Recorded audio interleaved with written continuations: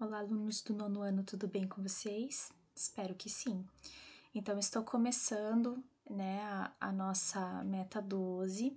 Gravar para vocês aqui são 2 vídeos de explicação, que eu tô separando para não ficar muito longo, tá?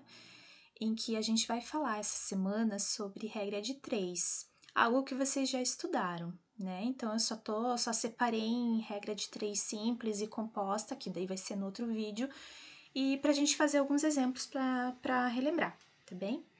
Então, eu coloquei aqui assim, né, que a regra de 3 ela é usada quando a gente trabalha com situação de proporcionalidade, né? Então, ela não é só na matemática, vocês já devem ter se deparado na física, na química, né? Quando vocês fazem conversão de unidade na física, principalmente, né?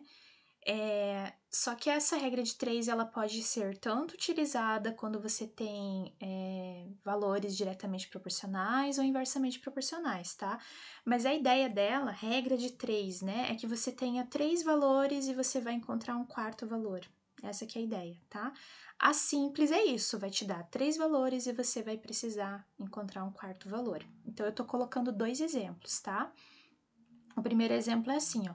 Um pintor utilizou 18 litros de tinta para pintar 60 metros quadrados de parede. Quantos litros de tinta serão necessários para pintar 450 metros quadrados nas mesmas condições? Então, o ideal é montar uma tabela, tá?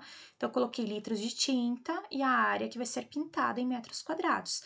Então, 18 litros dá para 60. Eu quero saber quantos litros de tinta, então vai ser o X, eu vou precisar para usar 450, tá?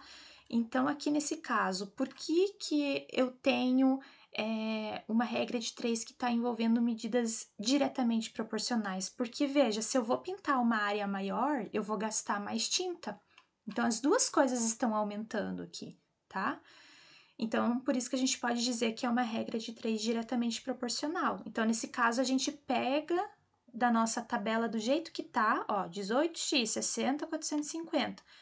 E eu multiplico, né, em x aqui cruzado, vou fazer 60 vezes x, 450 vezes 18, aqui, ó, que dá 8.100, né, dividido por 60, eu vou achar 135. Portanto, serão necessários 135 litros de tintas, né, para pintar uma parede de 450 metros quadrados. Tranquilo, né? Montou a tabela, multiplicou em x, achou o valor, certo?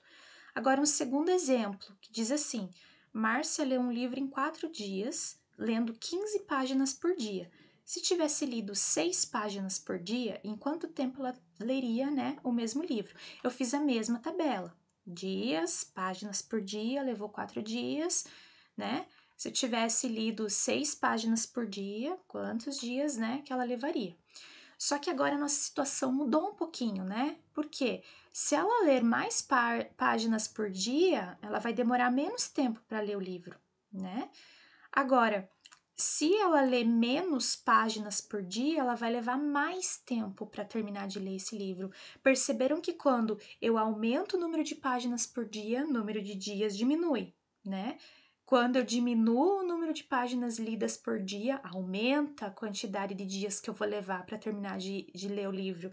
Perceberam que quando uma coisa aumenta, a outra diminui e vice-versa, né?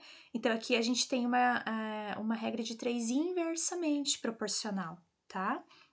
Então, como que eu coloquei aqui? Que a gente deve inverter a coluna em que se encontra a incógnita, para depois multiplicar cruzado, quando isso acontece, tá? Então, veja que era 4 sobre x, eu fiz x sobre 4. E daí, multipliquei cruzado, ó, ficou x, 4, 15, 6. Ficou 6x igual a 4 vezes 15, 60 por 6, 10. Então, se ela passar a ler 6 páginas por dia, levará 10 dias para ler o livro, certo? Então, são 2 exemplos aí tranquilinhos para vocês, um de cada, de diretamente, inversamente, certo? Então, é isso, pessoal. Um grande abraço para vocês e bons estudos!